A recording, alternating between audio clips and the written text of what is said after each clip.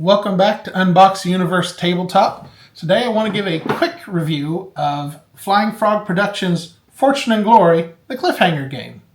And of course we want to give a big thank you to Jason and Scott at Flying Frog Productions for giving us this review copy at Gen Con so that we could play through it. And of course my friends and I really enjoyed that. You can see our 2-hour-long playthrough. There'll be a link at the end of this video, but I wanted to give you sort of a shorter just review, in case you don't have that kind of time, about what the game's about. So this is Fortune and Glory, the Cliffhanger game, and it's probably one of the most cinematic adventure board games out there, really. It's for 1 to 8 players, ages 15 and above, and the gameplay is about 90 minutes to 3 hours, sort of depending upon the mode that you're playing in. So, what is Fortune and Glory? Well, it is a globe-trotting Indiana Jones-style adventure where the heroes race the villains to recover ancient artifacts, survive cliffhangers, and, of course, uncover mysteries across a full world map.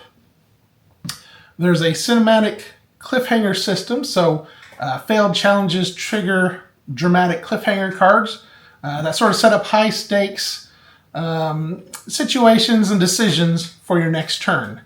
There are multiple game modes. There's competitive, co-op, and of course team modes that let you tailor the experience to your group. And I will say that my group, we played cooperatively, and in my opinion, that's the way we're always going to do it.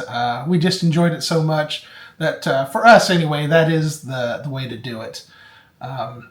There's fast, dice-driven action. There's skills tests, and the combat resolves pretty quickly, so that keeps the pace moving, and of course keeps the tension high.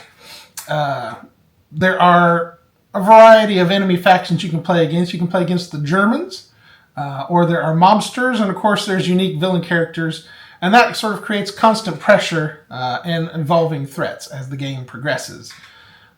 In the cities, there are mechanisms where you can heal, buy equipment, gather rumors, and recruit allies, if you're lucky enough to have the funds to do so. And you'll know what I'm talking about if you watch the 2-hour-long gameplay, where my character just wasn't quite contributing to the team. We'll just put it that way. But luckily, I had a cooperative team, and they sort of carried the weight. So who's this game for? Well, if you're fans of adventure, players who love the Pulp stories, treasure hunting, cinematic action, this game is definitely for you. Of course, like I said, with the ability to do a cooperative gameplay mode, if you've got a lot of competitive people in your group like I do, that's sort of ideal, keeps us all on the same team and harnesses it towards the good of the group. It also has a good narrative value, so if there's people who want a game that generates sort of memorable moments and dramatic turns, this is definitely a game for you as well. And of course, if you are familiar with Flying Frog's, I'm going to say sort of signature style, the big themes, big components, and big adventures, then this is definitely something you're going to want to check out. And I'm even told that there is a solo game mode where you could play through it by yourself. I've not tried that, but that could definitely be interesting when I want to get into the game, but we're between game nights and you just can't get any of the buddies to come over.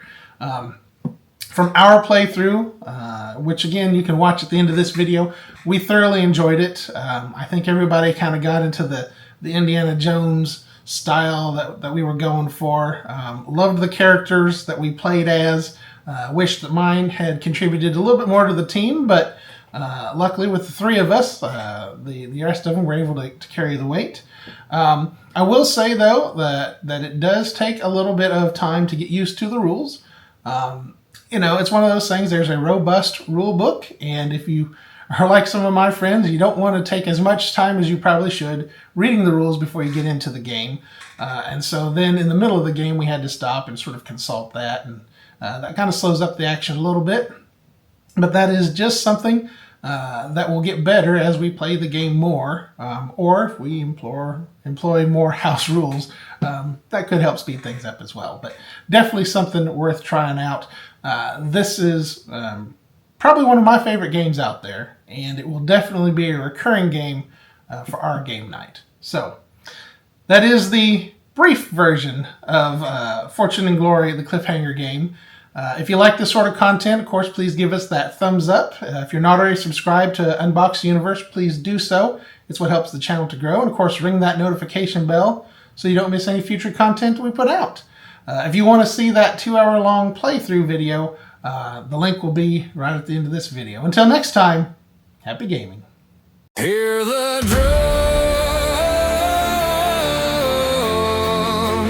feel the fire ignite. Paths unknown are calling through the night. Stand with the bold as the realms unlock. Welcome to Unbox the Universe's table.